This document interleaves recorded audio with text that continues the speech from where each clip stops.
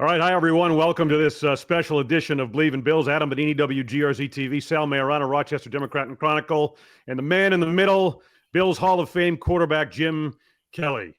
Jim, always a pleasure to have you on. Thank you so much for taking the time to be with us today. My pleasure, bro. Looking forward to it. Dude, it feels like it's 1993 here interviewing you. Holy smokes. Remember those days? It wouldn't be on a cell phone. It might be on one of those big brick phones. That's right. Yeah, that's right. Right. God. There are few guys in this Western New York media crew that covered your career, but you got two of them here today, my friend. Yeah, I love it. As a matter of fact, I know Vic Carucci, as we all well know, went into the Hall of Fame this year. I remember all you guys, and you were two of the guys that, as a player, you respected and you didn't mind saying some things off the record that you knew that would be between us and nobody else. And I think, we all know going in, especially professional athletes, you got to watch what you say around people. And there's certain reporters and people that you respect, and you two are the guys that I definitely respected back in the day. And even though you guys were young back then, so was I. But I just want to do a good shout out to Vic Carucci. Congratulations on Hall of Fame, and maybe one of these days you guys will be there too. Hey, I appreciate that, Jim. And we had Andre on a few weeks ago. I'm going to ask you the same question I asked him. One of the questions: could you imagine if there was social media back in the day when you guys played? Holy shit! I can't even imagine what that would have been like for you guys. Next question. I think that pretty much tells it. Oh, yeah, there's no doubt. I mean, even when I go, say, to the big tree and I'm having a beer or somebody buys you a shot, which I don't do much of anymore because of all my issues, you got to look around and say, okay, who's videoing me taking this shot? And we'll go viral, all those things. But, yeah, that was wow, we were blessed back then. I mean, I'm just speaking for myself, and you two guys also. I'm sure you're thinking the same thing. Wow, we're glad that there's no cell phones back then where you could do all the videoing. Because when I go to the airport now, there's people, they're looking this way, but their phone's looking at me like going like this. They're like trying to pretend like they're not videoing me. Yeah. It's like there's no escaping it these days. That's for sure. But you know what? I'm a very blessed man. I still live in Buffalo. I love the people. And of course, guys, back when I played, there was no Bills Mafia. It was just Bills fans. And they imagine back in the day when we were playing, how many times we would have had people jumping, breaking tables.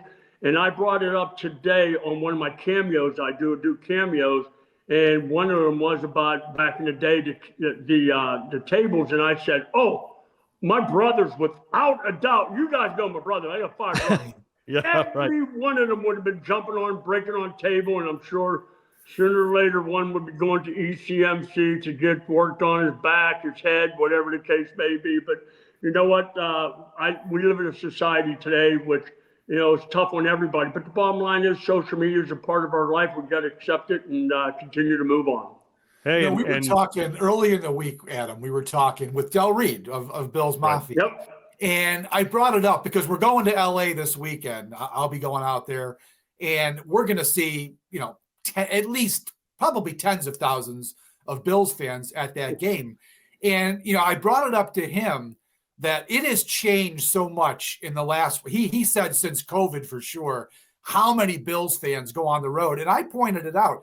Back in your day, Jim, there were Bills fans on the road, but it just wasn't the same. There wasn't the volume that there is today. They're going to go to SoFi Stadium Sunday, and there's going to be probably a neutral site feeling to that game. I don't know if you can remember, but I know the Miami game was always a huge Bills travel game. But the other games, right, there wasn't the volume of Bills fans there is today on the road. No, and Sal, you're right, exactly right. And as soon as you started bringing that up, I thought of Miami because as Marino knows very well, we changed the name of their field to Rich Stadium South. And how would you love it? Because there's just as many fans for the Bills as there were Dolphin fans. But you bring up going to the West Coast. I talked to some people that were at the Seattle game, and they said it sounded like there's more Bills fans than Seattle Seahawks fans. And then you start thinking, wow, way up in Seattle? But Bills fans, Bills Mafia are everywhere. Yeah. Yeah, it's just incredible. All right, quick word from the sponsor here, and then we'll get into this year's addition to the team and reflect on the early 90s teams that you led, Jim. Bet Online is the world's most trusted betting platform and your number one source for online betting. The largest selection of odds on everything from football, the NBA, NHL, college hoops, UFC, and the MMA as well. Head to the website, Bet Online. The game starts here. Bills 4.5-point favorites against the Rams on Sunday as they look for their 11th win of the season. And Jim, just let's open this up with your impressions of this team. I mean, a lot of success under Brandon Beane, Sean McDermott, and with Josh Allen at quarterback. But Sal and I both feel this may be the most complete, diverse, in terms of the depth contributions and all of those things, version of this team under McDermott. It's amazing. I mean, when I saw at the beginning when all these injuries were happening again, I wasn't very optimistic. I mean, of course, as a player, you're going to go into every game saying we can do. I did it. But as an outsider looking in, you start looking at, guys going down and Diggs getting traded and all these things, Milano going down. You're like, oh, my God. And then all of a sudden our receivers are gone. The old cliche is next man up, and that's exactly what has happened here with the Bills. Everybody has contributed. It takes everybody as far as this team to do it. But we've got our running game going. And, of course, Josh being Josh, which we all love, and we hold our breath every time he takes off running. But, this team is amazing. I would have never predicted. I'm sure there's many out there that would not have predicted that we would be 10-2 at this point. But I'm very proud of what Sean has done. Josh is being the leader that he always has been. And then, of course, I think once our defense gets a hold of everything as far as the whole mission of stopping the run number one, which we've got to work on, but the defensive secondary, we're coming on. We're doing pretty good. I'm proud of the way these guys are playing, and I'm excited to see what happens. But we just need a little help. As you well know, somebody's got to knock off the Chiefs, and we've got to run the table. But you know what? One game at a time, right? Yeah, one game at a time. Hey, Adam and I have brought this point up in the past here with other guests too. And one thing that really has impressed us, Jim, about the modern day Bills is, back in your day, there wasn't free agency in the salary cap, right? So that team that, Butler and Pulley in first, and then Butler and Marv put together, you guys were together for 5, 6, 7 years, the core of that thing. Today, McDermott and Beane have had to tweak this thing a lot every year. Yeah. That to me is what's really impressive about how they've won 5 straight division titles. What do you think about that in particular?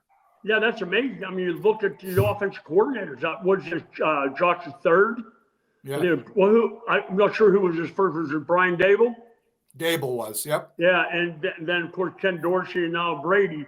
It's amazing because, as you all know, back in my day, I think we had 2 coordinators when I was playing. And to be able to, even though you don't change up everything, of course, everybody is going to have their own wrinkle. And that's what these guys have done. And McDermott being able to do that, and then hand the reins over to a defense coordinator and have to go from there. Because I know as far as the quarterback called all the plays, I looked at what even opposing team, what we're going after, and knowing that we should run more out of, as far as running the ball, out of the Josh under center, because when the running back gets the ball, he can cut back and see the field a little bit more from the eye position, step off to one side or the other, and having to run the opposite side of the field. If you can visualize that, him being able to see that cutback. When you're in the eye, it's a lot easier. I mean, that's one of the things that Thurman brought up too, that's a lot easier for a running back to see backside if you're in the I formation. So what they're doing now, I'm very impressed. How about with Josh in general? I mean, the turnovers are down, and the term that Sal and I have used is that we feel like this is the most refined, mature version of Josh Allen that we have seen. Oh, without a doubt. And I know that when you are that athletically inclined to be able to do whatever you want to do, when that run's there, you want to be able to take it. I think he understands that even though there's some runs that he takes, he still tries to run people over, and he's so big. But, there's definitely, he's taking more of what they give him. He's not going for the long ball all the time. And I know that's something he probably got tired of hearing me say, but Josh has done an excellent job. I'm proud of what he's been able to do. We just need to keep him healthy. And, I don't try to bring that up very often because you don't want to talk about it. Josh is going to be Josh. That's why he's where he's at now. But we still got to keep him healthy. Hey, Jim, I mean, I think a lot of people would like to know. We know early on when he was a rookie, in fact, I was there the day that mini camp, the first day you were over there, you know, there was all the pictures being taken. But since then, how much contact do you have with Josh? I mean, I don't think he probably seeks you out for advice or anything, but do you guys interact much these days? We have, but not as much as I don't want to bother the guy. I mean, I'm sure he's getting it from everywhere. Yeah, I text him and congratulate me, text me back and things like that. But I try not to bother him. I just let him be himself. He's a young kid. I probably bother his dad more than I bother him. No, just kidding. But you know what? The thing is, I understand. I get it. I just don't want to be that guy that's always, reaching out to him and talk to him. And I've always told him, if you ever want to sit down and talk, for anything you need to talk to me about, I'm here for you from start to finish.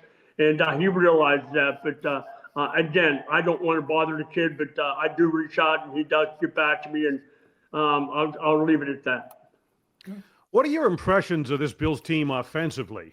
Because we talked about how Josh's game has evolved. He's not having to do as much. And part of that is a function that they have balance. I mean, you've mentioned the running game, what they're able to do. I think they're at their best when they have the running game going. But the addition of an Amari Cooper when he's been in there has seemed to really open things up in terms of adding some explosiveness to that passing game.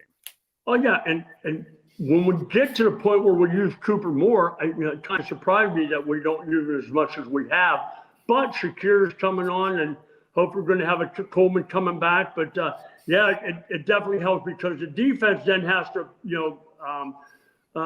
get ready. They have to game plan more when you have another receiver like the Cooper out there.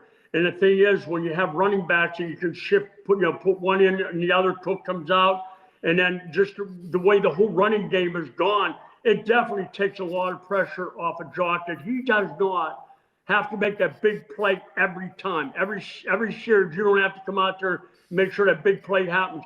You continue to work on running on first down, but about 50-50, I would say I love to do that because Josh has the ability to be able to, get out there and do some run-pass options. But more importantly, we have gotten that running game going. Our offensive line has done a very good job. And I just hope we continue to work on penalties, making sure that, like, I remember when I would get inside the 5-yard line and we would huddle up and Marv was calling the short yards and goal line. The first thing I would say to the guys is, don't get a penalty. We don't need a penalty now. And usually the further we got inside, I would keep the snap count on the same snap count because I don't want – why are you trying to, draw the defensive line offside? You're not. You're going to gain, what, a yard? More than that, you don't want somebody jumping offside and taking us back 5 more yards. So I think what we are doing now with the running game and getting that going, and without a doubt, as you guys well know, it helps out big time. Hey, Jim, obviously their offense has been terrific, really, for the last 5 years. They've been a great offensive team. But would you love to see them try the no huddle once in a while? Because, you guys just perfected that back in the day. Wouldn't you think that would be fun to watch Josh run a no huddle offense like you guys have? Totally. I love it. Of course, when Ken was here, Dorsey, I used to tell him that, try to run the no huddle every once in a while. It would surprise a lot of teams, and they would not be able to substitute as quick as they usually do. And I think Josh would be great at it. But when you're going in what we're doing now, we're doing a pretty good job at scoring a lot of points. Yeah, you don't want to change it up, but I love that. Maybe near the end of the season, they'll start maybe doing a little bit against teams that they should be, get that big lead. Maybe I shouldn't say big lead because you don't want the opposing team and the fans to think you're rubbing it in. But the thing is, we have the tools to be able to do it, especially at the quarterback position. So we'll see what happens, but I agree 100%. I would love to see it. Don't you think, though, that one of the issues is today's coaches are just they just micromanage everything, and they just wouldn't trust Josh. Like, Marv trusted you to call the plays. I think the biggest obstacle would be they don't want to have Josh calling the plays. That's probably the issue, right? I don't know about that because Josh is a very intelligent person. He knows defenses. If it was me, I would, at least got to try it. And even though you do that, the last 2 minutes of a game or a half when you need to go into no huddle mode, Josh has done a pretty good job. But that's up to the coaches. I mean, they know more than we do as outsiders. We're not sitting in that, that meeting room, but I would probably say that they definitely have the confidence to let him do that. But where they're at right now, maybe they're feeling good. Of course they should because they're winning and doing pretty good offensively. Well, Jim, when they've needed him to kind of go off script and make the big play, he certainly has. I mean, I didn't think he could possibly outdo the 4th and 2 run against Kansas City. And then he and Cooper pull off that lateral the other night. And during the course of that game, too, I mean, he breaks another one of your records, the franchise total touchdowns. You guys were tied with 244. He winds up effectively getting, 2 on that particular play. He's at 248 now. But when you see Josh do what he does in those instances, yeah, they aren't asking him to do as much. That there's a more complete team around him, but when he needs to, I mean, he just leaves you shaking your head. When you see his athleticism, his decision making, his ability to deliver in those clutch situations, how does that strike you? Myself when you talk about the running form. Can you imagine yourself trying that play, Jim? But hey, my run against the Dolphins at 4 yards and Josh, what was that, like 17, 20? It took us about the same amount of time to get to the goal line. But I just love watching the guy. I mean, people come up to me and say, "Are you mad that he broke your record?" I go, "Why?" I mean, I love it because if he's breaking my records, we're winning football games, and that's what you gotta love. And I have my family, my 2 daughters, my wife goes crazy. They're such Bills fanatics, or I should say Bills Mafia ladies. But I love watching them. Sometimes I prefer to stay home and watch it from my recliner because I can rewind the tape, yell at the officials for how in the H did they call that? That's horrible. But I've been saying that so many times this year. And we run those big plays off. I don't want to see that little yellow thing up on the TV saying flag. And I'm sure you guys are saying the same thing. So I can say that about the officials. I think they're horrible. Hey, I think it needs pointing out, Jim, that he still trails you by 50 touchdown passes, though. So you still got that one for a little while. For a little while. Very well put. Yeah. What's this, his 8th year, 7th year? This is his 7th year. Yeah. 7th year. Yeah, he's doing a lot of that, and I only played for 11. So, well, when they first started out, all the throwing that the league was doing, I knew it was just a matter of time before they broke my record. And I knew that if he did, that means he's going to be in Buffalo for many, many years, which is what you want out of a franchise quarterback. You want to be able to have him. And I think his contract coming up pretty soon. No, he signed through, I want to say it's 27, but what's going to happen, Jim, is they're going to extend him though, because you know how it is. These quarterbacks are getting this ridiculous money now, and they want to keep him on track with these other guys. And the Bills are going to end up doing that. They're going to end up extending him and making it work better for the salary cap. Josh Allen makes more in 1 year than I made my whole career in Buffalo. That's crazy. Ouch! I remember when you. I try to tell my daughters and my wife the same thing. Hey guys, I didn't make Josh Allen money. I mean, you got to quit ordering all this stuff at Christmas. I mean, you can order a few things, but oh my gosh! I remember, Jim, when you signed your 7-year, $20 million contract, and it was the richest contract at the time. It didn't last long. It got surpassed pretty quick. But that was like an unbelievable figure. This friggin' guy's making $40 million a year. I mean, you signed for $20 million for 7 years. I remember when I first signed, the guys that were before me, like the Ron Jaworski and guys that played, before me, how they were saying, why are they paying that much money? Oh my gosh, you guys are so lucky. And, back then, of course we were. I mean, I grew up in a family of 6 boys, and we had nothing. I mean, our winter gloves wore white socks. We couldn't afford them. And my shoes had holes in the bottom, and I had to cut out cardboard to put them in for insoles to walk to school. So, and then all of a sudden this comes, but you know what, guys? I dreamt about playing football. I worked my tail off throughout my whole life, trying to get to that point. And the reason for it was, number one, is to be able to take care of my mother and my father, especially my mother, who grew up and who brought up 6 boys, and then of course making my 5 brothers proud of their brothers. So those goals that I had were all attained. I worked my tail off. I think, to the good Lord, I've earned that right to be there. But I never ever thought about the Pro Football Hall of Fame. Not once in my life I ever thought about that until I was up for it in 2002. So for me, I've been very blessed, and the Bills are now blessed to have a guy like Josh Allen as their quarterback, not only on the field, what he does on the field, but what he does off the field for Children's Hospital. And he's just an amazing man, and this is something that I'm sure the Bills have prayed for many years, including myself. And it's good to see somebody with a heart that he has, and the competitiveness that's in his heart too, to go out there and hopefully one day bring something home to all these Bills fans.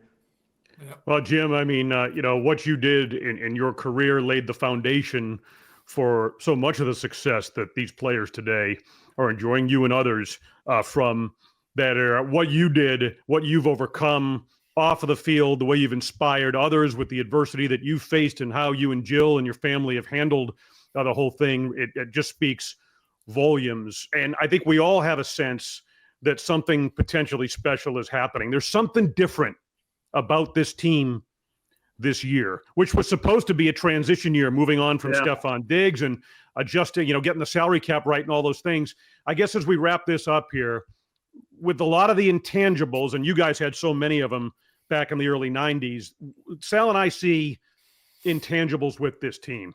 We think they're going to be if they stay healthy, a very difficult out in the playoffs. Do you see it that way? 100%. Of course, just like anybody, you would love to see that home field advance throughout the playoffs and get the Bills Mafia going crazy and wild. And yeah, I think we got it. As a matter of fact, I was watching ESPN this morning, and they were going back before the season started. And I think there was only one person to pick the Bills, especially into a couple of games into the season, that were going to win the AFC East. Everybody was picking the New York Jets are a lot better. Tua's got the wide receivers now, and the Bills, they traded, Diggs, and they got this guy. This guy hasn't come back, and nobody was picking the Bills. And to be honest with you, it's not that I wasn't. It's just I didn't feel very comfortable with all the issues that we were having as far as injuries. I'm like, not again this year, but here we are, 10-2, heading to the West Coast, and hopefully we'll keep on that roll. We'll take one game at a time. We already got the AFC East, and I'm looking to see what these Bills have in store for the next month or two.